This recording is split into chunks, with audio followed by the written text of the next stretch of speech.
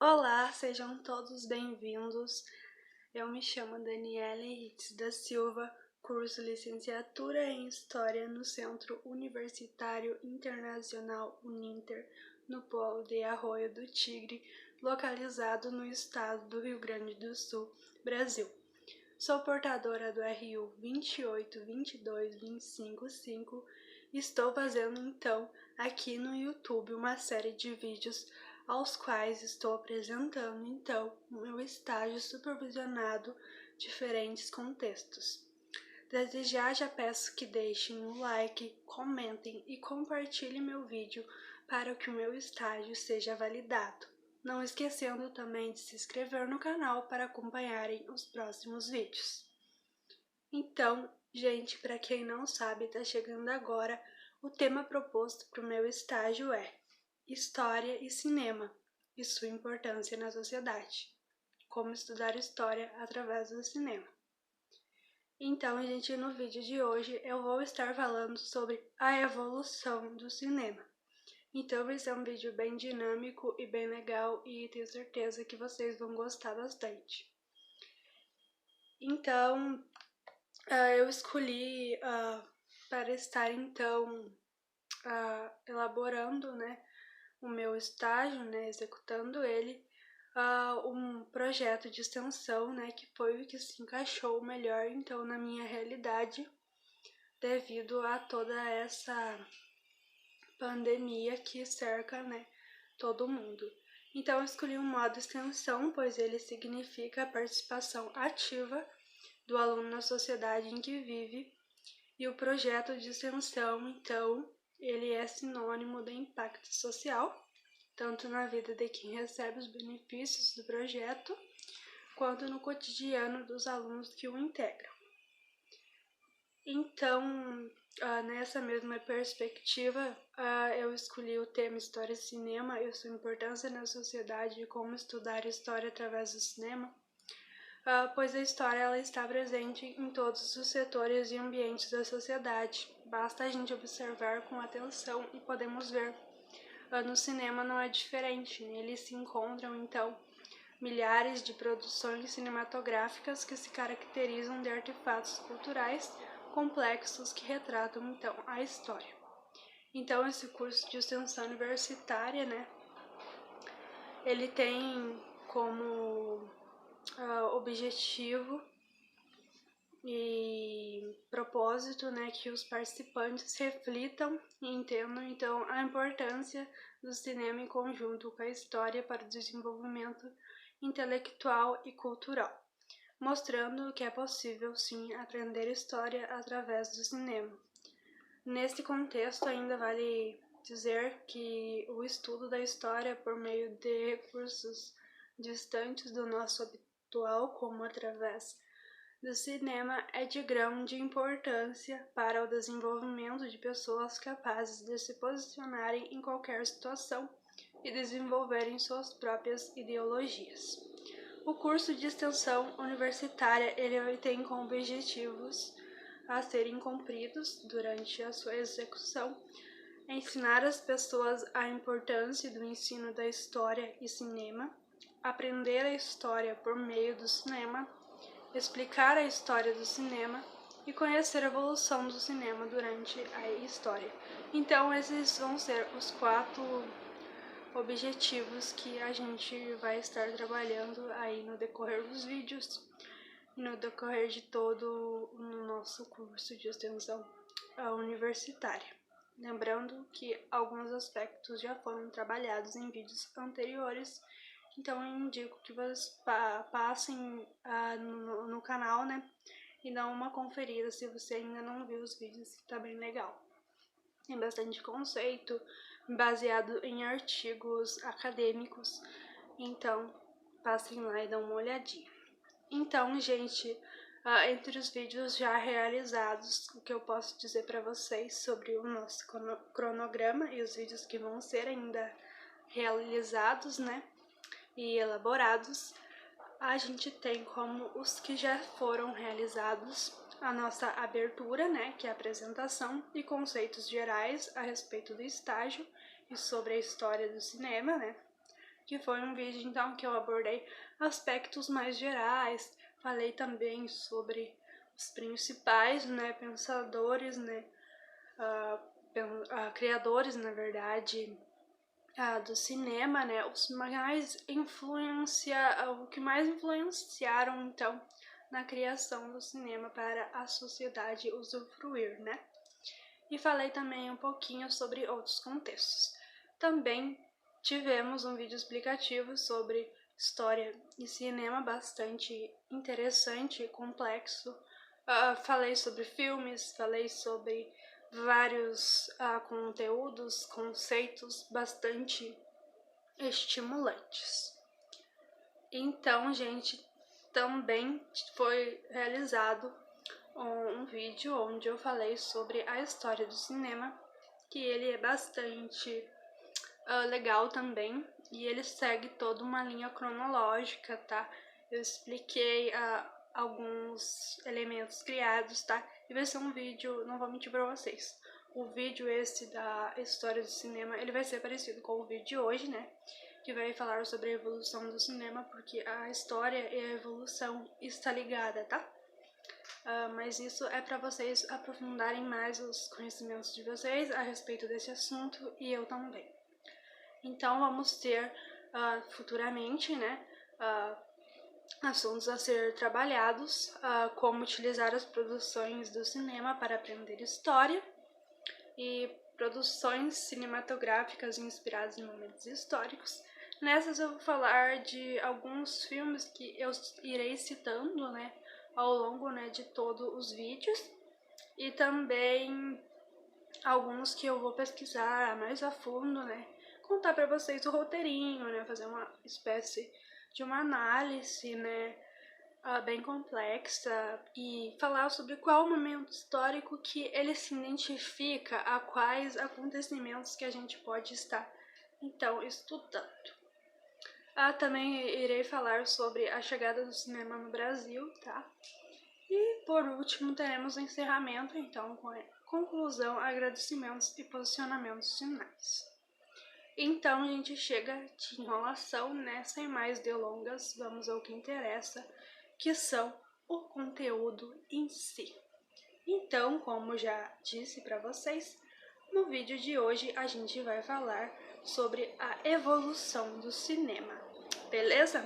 Então, se você ainda não deixou o like, antes de começarmos aqui com os conteúdos em si, já peço que deixe o like, e ao longo do vídeo, se surgir alguma dúvida, eu peço que vocês comentem, não deixem de me perguntar, que isso é muito importante também. Tanto lá no nosso grupo do WhatsApp, quanto aqui nos comentários. Caso você não esteja participando do nosso curso, vou responder você assim como eu responderia qualquer outra pessoa, tá bom? Então, gente, vamos falar sobre as características? Então, gente, quais gêneros de filmes a gente tem? A gente tem, então, suspense, documentário, romance, drama e comédia. E nesses gêneros a gente tem uma especificação de gêneros, né? Que temos o terror e o terror sci-fi. Além disso, a gente tem a via única, né? Que é o produto, né? O filme exibido a consumidores públicos. E também temos o segmento da linguagem audiovisual. A gente, primeiro, né, para se chegar, então, a toda essa circunstância, né, a gente tem como características, né, a produção, e logo em seguida da produção, né, que temos o emissor, temos o filme, né, que é o meio, né, e depois a gente chega ao público, né, que é o receptor, então, do filme. Então, ele passa por 3 etapas, né, a produção, que é onde é toda a elaboração então de um filme, de uma produção cinematográfica, né? E logo depois a gente tem o filme em si, né? Que é a obra pronta, já criada, né? Que é um meio, então, porque não basta termos a obra, a gente tem que ter o quê? O receptor, o público, que é a etapa final, né? Então, gente, De 1893 a 1895 se deu o começo, né? A primeira sessão pública, organizada por os irmãos Lumière em 1895, foi rápida e barata, por R$1 cada. 33 assentos foram ocupados por cerca de 20 minutos no subsolo de um café, então em Paris. Em 1890, Thomas Edison, então, ele cria o cinetoscópio e induz o filme de celuloide perfurado para projetar imagens, então, no interior do invento, visto por uma única pessoa, no entanto.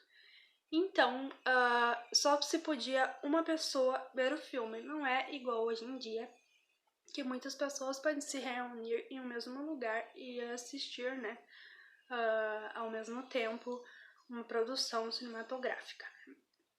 Então, a partir de 1895, a partir do aperfeiçoamento, então, do cinetoscópio de Edison, né, Thomas Edison, os irmãos Auguste e Louis Lumière, né, que nasceram na França, né, eles idealizaram então o cinematógrafo, né? A primeira sessão pública do cinematógrafo, né, ele durou em média, né, aí cerca de 20 minutos, né? E foram projetados então 10 filmes, né? O que pra época isso foi o auge, né? Porque era uma coisa nova, uma experiência totalmente inusitada, que ninguém se acreditava, né, que as imagens poderiam adquirirem conhecimentos não, né, movimentos, né, porque aquilo para a época era algo incrível.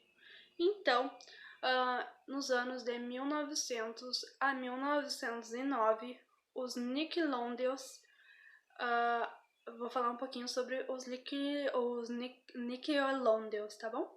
Os Nickelodeons eram a forma de entretenimento mais barata, então, e seu público era principalmente, então, a classe trabalhadora, né? Os trabalhadores, né? Que na época tinha bastante fábricas, né? Então, as salas eram bem pequenas e acomodavam, então, 30 espectadores, né? O nome das salas Nickelodeons era devido ao valor do ingresso, né? Que custava cerca de 1 níquel, que era a moeda da época. Então, temos nesse contexto, né, a viagem à Lua, que se torna o pai dos filmes, né, de ficção científica. Acho que todos vocês já sabem, né, e conhecem, né, esta obra, né, que é uma obra bem famosa, né. Então, em 1906, The Story of the Kelly Gang de Charles Tay, Austrália, é o primeiro longa-metragem com 70 minutos de dramatização. Então, essa obra, né, essa produção, ela foi o primeiro longa-metragem, ou seja, o mais grande, né, produzido, porque os filmes dele duravam em média minutos e poucos minutos, né? Então esse foi o primeiro longa. Então, de 1910 a 1919, teve o início, então, da indústria cinematográfica. Então, a partir dessa década, os filmes eles não são mais elaborados com uma estrutura totalmente narrativa.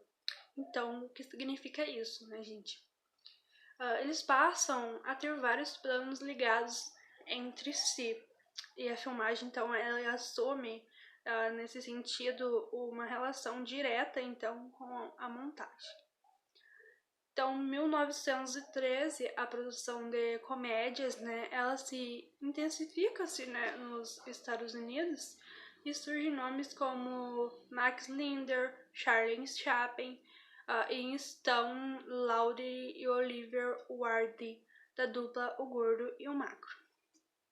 Já em 1915, o nascimento de uma nova nação, de Griffith nos Estados Unidos, revoluciona então a montagem, utilizando então diversos enquadramentos, né, closes e planos fechados que desencadeiam então toda a ação, né, destacam, né, de uma forma totalmente inusitória, né, uma forma totalmente diferente, né, que não era algo muito visto na época, né, nas produções cinematográficas. Já nos anos de 1920 a 1919 ocorre a Era do Sonoro. Então, os anos 20, né, eles testemunharam, né, todo o ápice e o declínio do cinema mudo. O som ele é adotado por todas as produtoras, pois o público não queria mais filmes mudos, né? Porque, por que eles não queriam mais os filmes mudos? Porque eles estavam cansados, né, de só assistir, né, as produções mudas, porque de certa forma, né, já era para estar evoluindo, né? Porque as coisas, elas quando surgem, elas logo se intensificam, né, e se evoluem. As pessoas sempre querem uma melhora, algo a mais, né? Então, na época não foi diferente, né? Logo que surgiu o cinema mudo, né, as pessoas já ansiavam porque houvesse uma melhora, né, nessas produções, né, porque eram bem precárias, né, embora para a época era algo incrível, algo extraordinário, mas as pessoas sempre queriam, né, uma evolução, né. E quem tinha que correr atrás era os produtores, né, as produtoras, né, pois o público ele não queria mais os filmes mudos, né, estava cansado de assistir, né, e o que eles precisavam, então, precisavam achar um jeito, né, de colocar sons, né, vozes, né, em suas produções, né.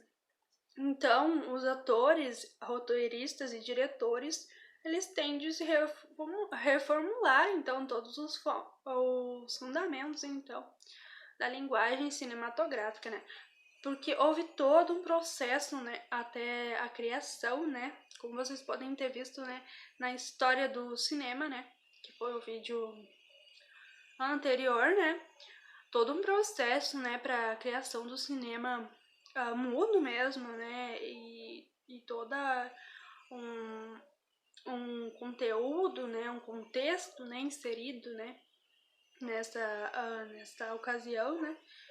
Então, foi assim que ocorreu, né? Demorou bastante para ser criado, foi bem complexo e não seria assim tão fácil, simples para se atingir então o sonoro, né?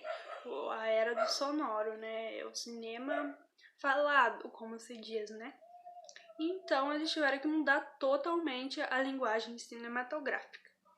Então, em 1925, Sergei Eisenstein dirige o encouraçado Potemkin e mostra que a montagem dos planos é o principal elemento responsável por dar sentido a um filme.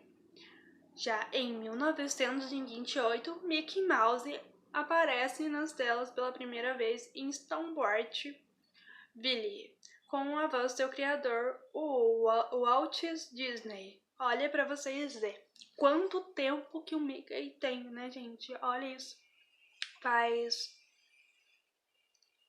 muitos anos. Olha. Em 1928, nós estamos no ano de 2021. Pra vocês terem uma noção quanto tempo que o Mickey existe, né? Então, bastante interessante, né, toda essa evolução do cinema, né, a criação, né, das produções cinematográficas, né, dos filmes, né, desenhos, né, como é o caso do Mickey, né. Já no ano de 1929, a Academia das Artes e Ciências Cinematográficas, né, americana realiza a entrega do primeiro Oscar. Então, gente, nesse ano, né, de 1929 que começa, né, toda essa competição para ver quem era o melhor, né? Porque, querendo ou não, né, o Oscar, né, ele entrega para o melhor, né, a melhor obra, né, ela consequentemente vai levar o prêmio, né? Eles não vão entregar, né, um Oscar, né, para uma produção ruim. Então, nesse sentido, né, as produtoras, né, elas buscam cada vez mais se aperfeiçoarem para, então, ganhar um Oscar, né, era um prêmio, né, era uma coisa incrível. Então, nesse ano, então, houve a entrega, então, do primeiro Oscar, né, que foi uma revolução, né, e um incentivo, né, para as produtoras, né, de filme da época, né, se esmerarem em melhorar, né. Então, no ano de 1930 a 1939 surgiu o Estúdio System. O cinema sonoro expande-se então e o inglês torna-se uma língua mundial. O som abre espaço para novos gêneros, como os musicais e os filmes de gangster, com seus tiros e arrancadas. Os estúdios de Hollywood passam a terem um monopólio de produção, distribuição e exibição de filmes e depois dominarem o som sistema, dá os passos então à direção da conquista das cores, né? Se eu não me engano, eu ainda não tinha falado sobre esse aspecto ainda, né, gente? Porque eu deixei falar nesse vídeo, né? Então, gente, após o cinema mudo, temos o cinema falado e depois do cinema falado a gente tem o quê? A conquista das cores, né, gente? Que era algo que com certeza em um dia tem que chegar, né? Porque assim como a fotografia tem toda uma evolução, o cinema também tem toda uma evolução, porque fotografia e cinema tem alguma coisa a ver. Porque no cinema as imagens têm movimento, né? E na fotografia as imagens não têm movimento. Essa é a diferença. Eu queria deixar claro para vocês. Então, ambos estão ligados, tá bom? Aliás, né, essa questão, né, da fotografia e do cinema, né, dos vídeos, né, em geral, né, porque o cinema é um vídeo, né, alguns de poucos minutos, né, alguns com muitos minutos, horas até, né, só que então surgiu, né, a necessidade, né, de colocar movimento, né, nas fotografias, né, deixar elas mais reais, né, mais interessantes, né, aos olhos, né, das pessoas, né, não bastava registrar os momentos com fotos, queria registrar momentos com abraços, chegados da indústria, coisas assim, monótonas, né, gente? Mas que tinham um significado importante, que era registrar a história, né, de certa forma. Então, em 1930 é criado o The Hollywood Reporter, primeiro jornal diário dedicado à indústria cinematográfica. Então, gente, a partir, né, de todas essas criações, concepções, em 1930 surge a necessidade de registrar, né, de uma forma diferente, né, como se fosse uma propaganda, né, do cinema, né. E sim, então surge então o The Hollywood Reporter, né, que foi o primeiro jornal diário, né, dedicado à indústria cinematográfica. No anos seguintes, né, em 1935, Vaidade e Beleza de Ruben Mamoulian é o primeiro longa-metragem totalmente em cores. Então, a partir, né, da cinema mudo, cinema falado, temos a primeira obra. Então, totalmente em cores, né? Uma coisa que já era se esperado, né? Como eu falei pra vocês, era algo que as pessoas desejavam, assim como sempre desejaram, né? Terem as imagens em movimento, né? Terem as coisas, né? As lembranças, os momentos especiais gravados em si. 2 anos depois, né, no ano de 1937, né, A Branca de Neve e os Sete Anões, de Walt Disney, é o primeiro longa-metragem de animação. Então, Então, gente, como vocês podem ver, também já faz alguns anos, né, que a Branca de Neve e os Sete Anões, né, tem também sua trajetória no cinema, né, na indústria cinematográfica, né. Então, todo mundo, eu acho que conhece, né, essa obra, né, esse filme, né, que, aliás, por mais que tenha muitos anos, é claro, né, que a Disney, né, em si, ela criou, né, filmes novos, né, ela evoluiu conforme foi evoluindo o tempo, né. Então, a Branca de Neve e os Sete Anões foi uma obra, né, também da Disney, assim como o Mickey Mouse, né. Já no ano de 1940 a 1949 surge a influência da Segunda Guerra. Então, a década de 40 ela é marcada pela Segunda Guerra Mundial, que é algo que a gente trabalha bastante também na história, né? E são produzidos filmes para estimular, então, a moral e vender ideologias. A guerra, então, ela implica, né, um êxodo, né, de realizadores europeus que migram, então, para os Estados Unidos, né? Com o fim da guerra, né? O cinema na Europa ele luta para se erguer e enfrentar o domínio do cinema norte-americano. Então, em 1940, a fantasia de Walt Disney utiliza pela primeira vez o sistema de som com vários canais, o que possibilita então a execução simultânea de músicas, efeitos sonoros e também diálogos. Como vocês podem perceber, a Disney, então, ela é muito famosa, né? Todo mundo sabe, né? Mas ela foi se aperfeiçoando conforme o tempo. Ela teve todo um domínio, né? Sobre aproveitar as circunstâncias, né? E criar suas obras, né? E por isso ela é tão famosa, né, gente? Porque ela sabia o que a população queria e ela ia lá e fazia, né? Os donos, né, da Disney, né, eles buscavam então cada vez mais melhorar e deixarem suas obras mais perfeitas possíveis, né, aos olhos, né, dos receptor, né, do receptor, que no caso somos nós, né, na época também a população, né.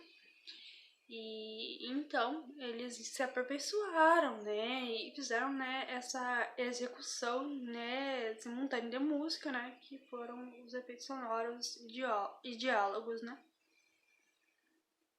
Então isso foi também uma grande evolução para todo o cinema, né, que era algo novo também. Mas isso também já não faz tanto tempo, né, embora faça bastante também, no ano de 1940, né. Já um ano depois, em 1941, o cidadão Kane de Worston Welles inova técnicas como a câmera subjetiva e elaborados, né, movimentos de diferentes ângulos de enquadramento, flashback e vários pontos de vista para contar a história. A partir disso, né, a gente tem uma nova era que surge a partir dos anos de 1950 a 1959, que se chama a Nova Onda. Então, gente, vamos falar agora um pouquinho sobre essa nova era, né, que o cinema ele atinge, então, chamado a Nova Onda. Nos anos 50, o cinema americano, então, ele sofre, né, com as perseguições políticas aos profissionais do meio. A TV leva as quedas nas receitas e os grandes estúdios apontam na inovação de sistemas como as telas gigantes ou cinemas 3D. Então, em 1952, a gente tem o Bana de Fio, de Art O'Bollier, é o primeiro longa-metragem em 3D. E em 1955 temos o Oklahoma, de Fred Zinnemann, que usa um filme de 70 hum, ele tem, então ele usa, né, esse filme, né, para 6 canais de som. Então, gente, agora vamos falar um pouquinho sobre os anos de 1960 a 1969, que foi o fim da censura. Então, gente, como se sabe, né, no início da década, Hollywood enfrentava reivindicações de roteiristas, né, e autores por mais participação, né, e lucro, né. Como vocês devem saber, né, a sociedade em si, ela gira, né, por busca de capital, né, sempre pensando no homem, né. Então, na época não era diferente, né. Então, os roteiristas, né, atores, eles buscavam mais lucros, né? Então, os grandes estúdios, eles são adquiridos por multinacionais de diversos ramos alheios do cinema. Então, gente, agora eu vou falar pra vocês o ano que surgiu, o lugar que todo mundo quer ir, né? Que gosta de filmes, né? Que é o quê? Nada mais, nada menos que a Calçada da Fama em Hollywood, muito famosa, né? Se vocês não conhecem, né, pesquisem aí no Google que vocês vão encontrar. Mas é muito famoso, eu certeza que vocês sabem, né, do que se trata, né. Em 1960, então, é inaugurada a Calçada da Fama em Hollywood, onde são registrados os nomes das grandes celebridades do meio cinematográfico, né. Então, todos os autores, né, eu quero dizer, as celebridades, né, claro que com certeza não deveria ter autores, né, mas as grandes celebridades, né, do meio cinematográfico, né, eles sempre sonham, né, em ter seu nome, né, na Calçada da Fama, né, que é muito famosa, né, gente, todo um marketing, né, uns fundamentos, né, em volta, né, da Calçada da Fama, né, e a sua importância, né, para os artistas, né, em si, e o quanto eles sonham, né, em estar com seu nome na Calçada da Fama, e o quanto nós, fãs de obras cinematográficas, de filmes, queremos também tirar fotos lá, né, embora seja algo meio longe da nossa realidade. Não sei de vocês, mas a minha é um pouco longe, né, mas enfim, né, quem sabe.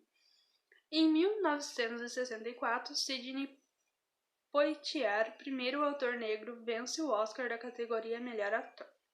Temos um ponto positivo, então, para nossa história, né? Em 1964, então, então, se tem as categorias, então, já do Oscar, né? E temos, então, a primeira entrega do Oscar a um ator negro, né?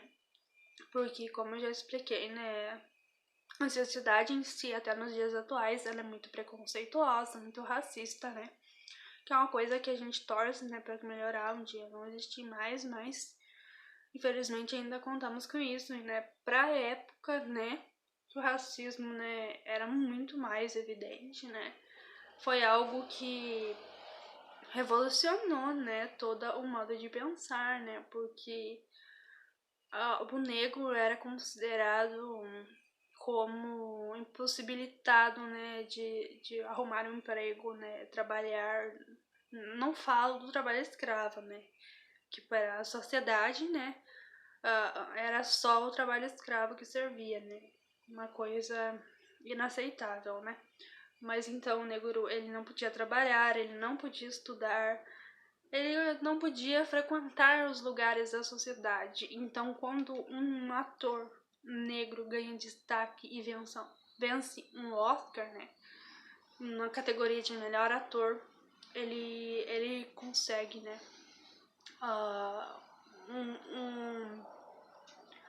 um prêmio não só para ele, né, mas para todas as pessoas que sofrem diariamente, né, o preconceito, né, na sociedade, né, o racismo. Então foi algo maravilhoso para a história, né? A gente tem que comemorar todos os dias, né? Embora seja só um troféu assim, não é que seja algo pequeno, né? Mas é algo que a gente tem que comemorar, né? Todas as conquistas na sociedade devem serem comemoradas. E no cinema também não seria diferente. Em 1969, então, Midnight Cowboy, Perdidos na Noite, é o primeiro filme a ser classificado para adultos. Aí temos um assunto bem polêmico, né, gente? Que foi o fim da censura, né? Então tá explicado pra vocês, né, que começou, né, a surgir os primeiros filmes adultos, né, que são aqueles filmes que a gente não pode comentar muito aqui no YouTube, né, que é aqueles filmes pra adulto mesmo, tá? O adulto pode ver, criança não pode ver, né. Então se você for ver, olhe sozinho, por favor. Em 1970 a 1979, a Blockbuster surge o blockbuster, né, gente? Então é a década que o cinema entra nas casas das pessoas por meio de videocassete. Ai, que evolução boa, né, gente? É tão bom falar sobre essas coisas. E por que eu digo isso, né? É porque foi evoluindo e chegou ao que temos hoje, né? Então, né, chega à casa das pessoas por meio de videocassete, Guerra nas Estrelas e o Tubarão acercam mais de 100 milhões de dólares em locações de fitas, né. Eu não sou na época, né, como vocês podem perceber, né, eu não sou da época, né, dos videocassetes, né.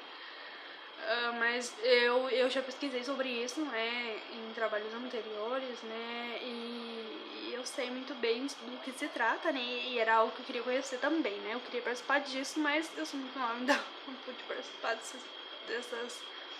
desse momento na história. Então, em 1975, Tubarão, de Steven Spielberg, inicia a divulgação televisiva em massa e a estreia simultânea em centenas de salas.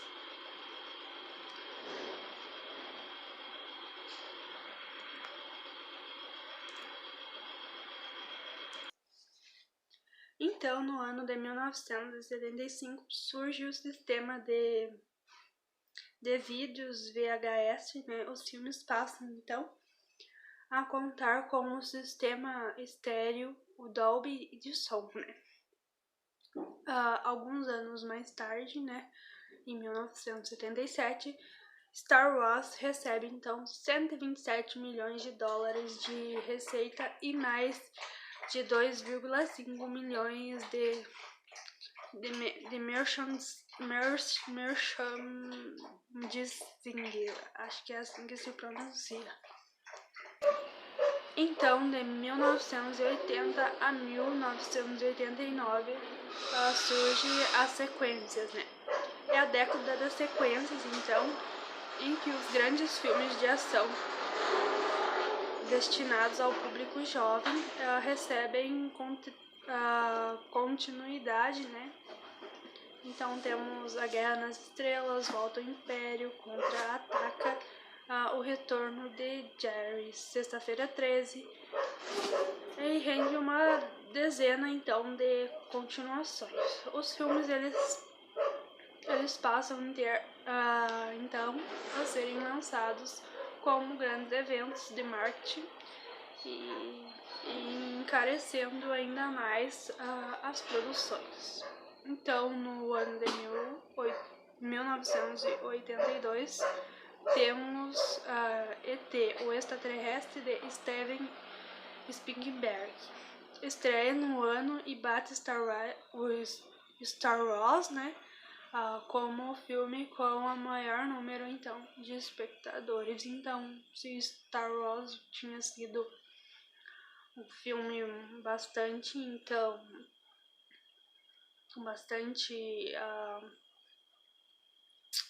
público, bastante dinheiro, né? Então, o filme ET, o extraterrestre, né? Ele supera, né, esse número, né? Um ponto, né, que a gente pode a se ressaltar, né, como que a evolução, né, ela foi trazendo mais espectadores, né, para todo esse ramo, né. Então, em 1989, Bill e Ted, Uma Aventura Fantástica de Steven Elric é o primeiro filme do gênero, humor idiota a ter sucesso junto ao público. Eu não conheço essa obra, então não posso opinar, né? Então, nos anos de 1990 a 1999, surge os independentes, né? O cinema, então, ele completa um século de existência e vê uma transformação radical. Os sistemas analógicos de áudio e imagem dão lugar ao novo sistema informatizados, né? Então, em 1994, a Pulp Fiction de Quertino é o primeiro filme independente a acarretar 100 milhões de dólares de bilheteria e ganha o Festival de Cannes. Em 1997, Titanic de James Cameron atinge o custo de 200 milhões de dólares e torna-se o primeiro filme a arrecadar mais de $1 milhão em bilheteria. Bom, eu vou falar sobre esse porque eu conheço esse e é um filme que eu gosto bastante. Então, gente, o Titanic, né? Ele é um filme bastante antigo, né? Não tanto, né? Mas é bastante antigo, né? E é uma produção muito incrível, não dá pra se dizer que é o que é, né? E ele justifica, né, esse $1 milhão em bilheteria, porque é um filme incrível. Quem nunca assistiu tem que assistir, porque ele trata de uma perspectiva, né, ele trata de todo o sufoco, né, das pessoas, né, dentro do navio, né, e toda aquela questão que o navio que não afunda, e afundar, né, e todo os atores principais, né, todo o envolvimento deles, né, e como acontece, né. Então, é incrível, é uma obra incrível, gente. Vale assistir muito, tá? Sem falar que ele é baseado, né, em fato real, né, do Titanic mesmo, né, que afundou, né. Então, sem mais ressalvas, assistam, é muito bom. Em 1997 surge o DVD, disco versátil digital, sistema que permite a reprodução doméstica de som e imagem em qualidade muito superior ao VHS. Então, o DVD todo mundo conhece, né, gente? Que o DVD é uma obra que você comprava, né, em camelô, né, por exemplo, e você poderia colocar na sua maquininha lá e assistir, né? Porque na época não tinha muitos meios, né, pra se assistir, somente assim. Eu mesmo tinha muitos DVDs, né, porque eu gostava muito, né, de filmes. Tinha a saga completinha, né, do meu filme favorito, né, que é algo bastante interessante e impactante, né, o DVD quando ele surge, né? Porque era um jeito de você assistir o filme que você quisesse, né, por meio de ter apenas 2 instrumentos, que era o DVD em si e o DVD disco, né.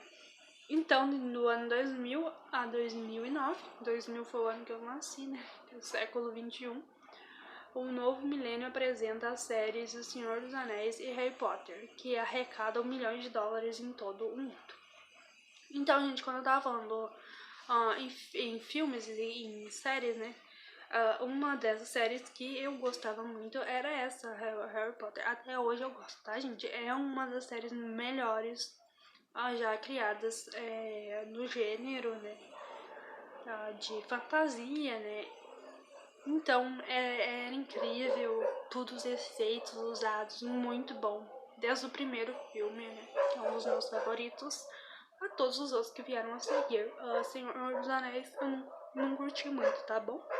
Mas isso é questão de opinião, assim como tem gente que não gosta de Harry Potter, eu também não tanto faz, né, não é que eu não gosto, né, tanto faz, né, O Senhor dos Anéis pra mim é só um filme, mais uma série no caso. Então, as câmeras digitais de vídeos leves, ágeis e de baixo custo aproximam-se em qualidade às imagens produzidas em película. Então, a pirataria, a internet, o download, a exibição online, os aparelhos móveis de exibição de imagem, iPod, MP4, celulares são os novos desafios propostos e levam o cinema a públicos imagináveis até então.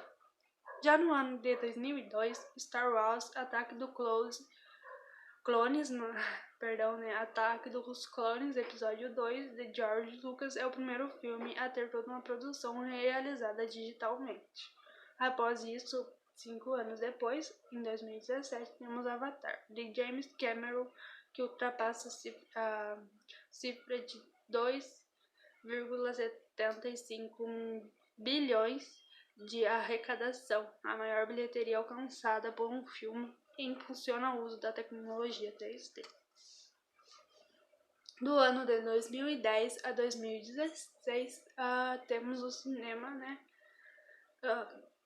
De hoje, na verdade, né? Que as salas de cinema, então, se adaptam para a exibição dos novos títulos 3D, que chegam, então, ao mercado com um público crescente, televisores, filmadoras e até celulares também oferecem um recurso. E grandes eventos passam a ser transmitidos em 3D. Então, a gente surge, né, toda essa evolução do cinema até chegar nos celulares, né, televisores, filmadores. Então, para a possibilidade de assistir então as produções cinematográficas. Rapidamente, então, a tecnologia das câmeras DSLR ganha espaço na produção publicitária, televisiva e cinematográfica, concorrendo então com marcas famosas de câmeras de cinema digital. Mais da metade do fluxo então da internet em horário de pico nos Estados Unidos é causado por aplicativos de vídeo. O antigo sistema de locação de vídeos é substituído pelos sites de transmissão e de streaming, né? Os tablets consolidam-se então com maior suporte para exibição de conteúdo a ser conquistado então pela indústria audiovisual. Então, gente, a partir disso, né, a gente tem então dos anos de 2010 a 2016, a gente tem, né, toda essa questão, né, da evolução do cinema até o que a gente tem hoje, no ano 2021. Então, gente, agora eu vou fazer para vocês meio que uma cronologia, né, de todas as produções até então. Então, vamos começar com as produções, né?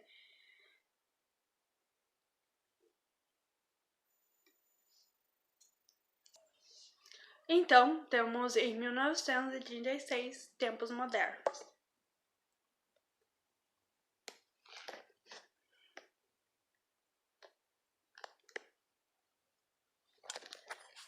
Não sei se deu para vocês verem.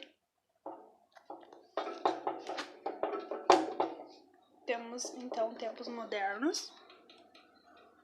E temos, então, E.T., o Extraterrestre, de 1982.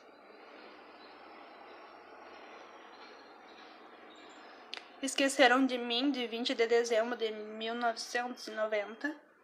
Também é um filme muito famoso. Não sei se é possível vocês estarem vendo bem. A partir disso, temos Hora de Lorenzo, de 1992.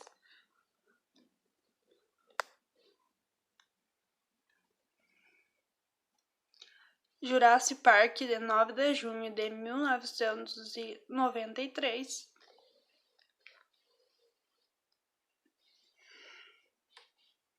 Harry Potter, de 30 de junho de 1997.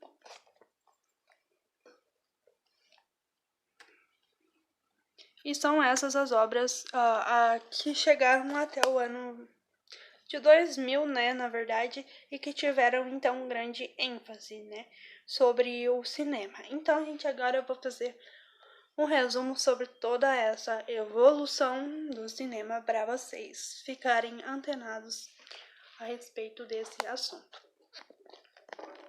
Não sei se deu para vocês verem bem as imagens, então, se não dão, eu peço desculpa, porque eu estou aqui gravando, né, sozinha, então não tem como eu fazer de outra forma, né?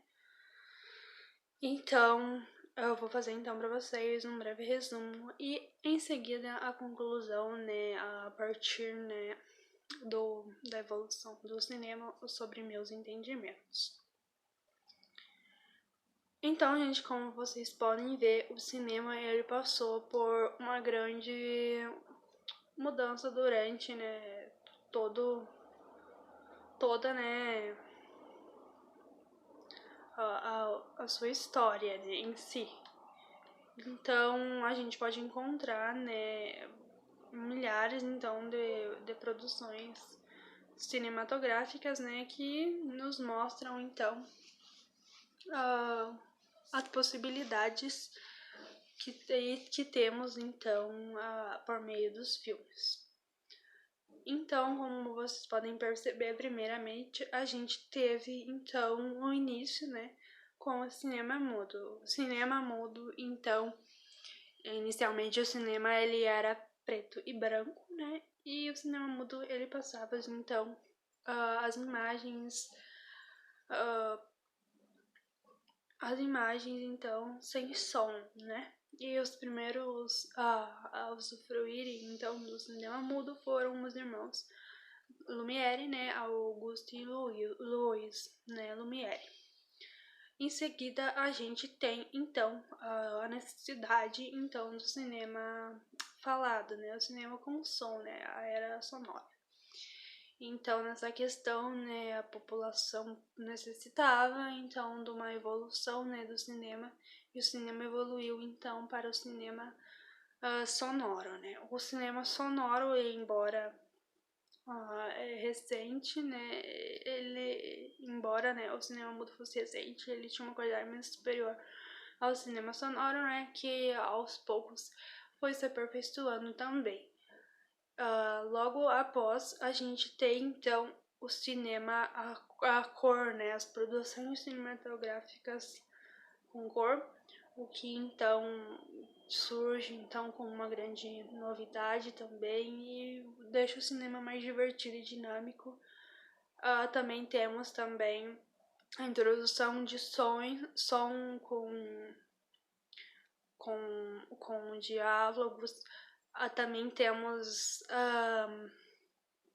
logo após, né, a possibilidade, né, de filmes 3D, e depois a gente chegado, né, ao século XXI, a gente já tem a possibilidade, então, de estar assistindo filmes, produções cinematográficas através de celulares, iPods, tablets e computadores, o que de certo modo facilita muito, mas ainda se tinha, né, era muito difícil as famílias, né, que tinham, né, esses aparelhos, né, por serem tecnicamente bem caros, né, e pelo menos no Brasil, né, gente, a população brasileira é diferente da população dos outros países, né, então no Brasil havia uma grande dificuldade nisso, principalmente aqui na região sul, né, no Rio Grande do Sul. Por quê? Porque o povo aqui do Rio Grande do Sul, a maioria dele, ele é da área rural, né, a maioria, né, então, até mesmo por serem meio desantenados, talvez sim, né, mas eu mesmo sou, né, da área rural, né, do interior, né, então eu acredito que era mesmo por não ter acesso mesmo, estar desantenado, né, sobre a evolução, né, das coisas, né. E daí, ali pelo ano de 2005, eu me lembro, né, que eu comecei a assistir mais, né, que tivemos acesso, então, à TV, né, nós tínhamos TV, né, só que a TV, ela não funcionava muito bem, né, então eu não olhava muito. Mas a partir do ano de 2005, né, que eu comecei a olhar mais, né, TV, assistir mais Mickey Mouse e outros filmes, desenho, Scooby-Doo também, algumas produções, então, cinematográficas, né, do cinema, né? Com mais frequência, né, que é uma coisa que não era muito frequente, né, e anos seguintes, né, ali pelo ano de 2007, 2008, eu tive acesso, então, a séries, né, que foi quando eu tive acesso, então, à série do Harry Potter, por exemplo, e eu me encantei, porque foi a primeira série, gente, primeira série de filmes que eu realmente gostei.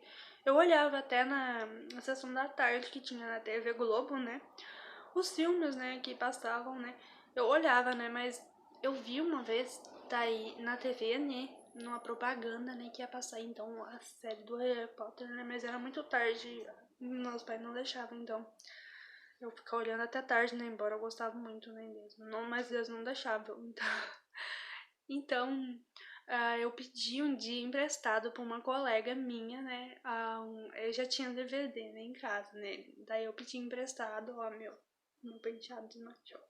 Pedi emprestado pra ela, né? Então, o, o disco, né? Que, embora muito anterior, chegou pra mim muito tempo depois, né? E ela me emprestou, então, no disco dela que tinha 3 filmes, né? Da saga de Harry Potter. O primeiro, o segundo e o terceiro, né? Mas naquela época, se eu não me engano, não tinha muitos ainda lançados. Não me lembro que ano que foi, né? Mas não tinha muitos ainda lançados. Então, quando eu tive acesso a esses, né?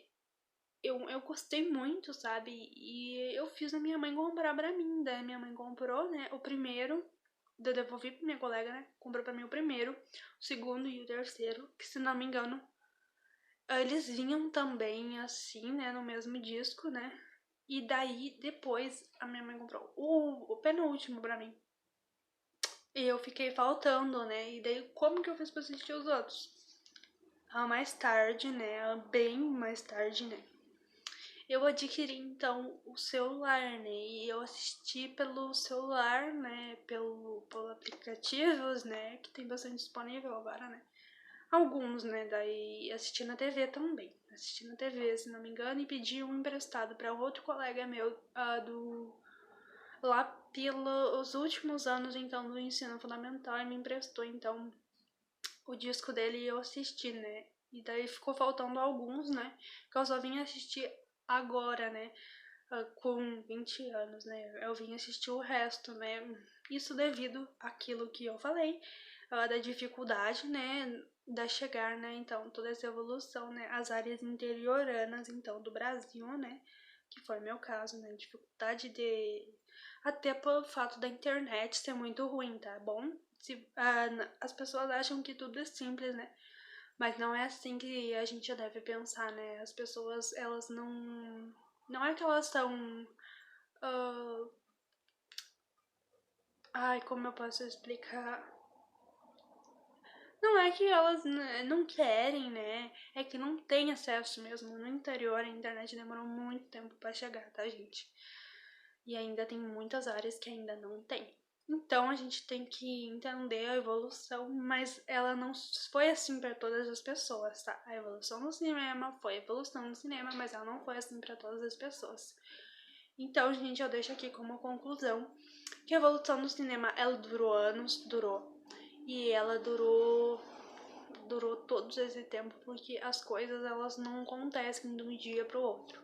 Então, é como eu digo sempre pra vocês, não adianta eu querer me formar hoje, se não é assim que deve ser. Eu tenho que esperar todos os períodos das provas e todos os trabalhos, e depois eu vou me formar, né, gente? Eu não posso querer tudo hoje, né? Porque a vida não é feita de um dia, não. A vida é feita de muitos anos, e a gente tá aqui pra ir com calma e aprender e adquirir experiências e, por fim, se eu, no caso, me formar e os filmes da tecnologia chegar às outras pessoas. Então, nada é de repente, tudo tem um planejamento, tudo tem uma estrutura, e com o cinema não foi diferente. O cinema, ele tem toda uma estrutura, e todas as produções cinematográficas, quando produzidas, elas passam pela produção, passam então ao filme e passam ao receptor, que é a população. Então, se vocês gostaram desse vídeo, não se esqueçam de deixar o like, se inscrever no canal para acompanharem os próximos vídeos e não se esqueçam também de deixar suas dúvidas aí no comentário abaixo, porque sim, é muito importante vocês deixarem suas dúvidas para que eu possa estar respondendo, talvez em vídeo, ou talvez respondo vocês nos comentários ou no chat. Não se esqueça também de ficarem ligados que os vídeos eles vão são do dia 16 ao dia 31, então tem muitos vídeos ainda, segunda, terça e quarta. Então tá, gente, um beijo e até o próximo vídeo. Tchau!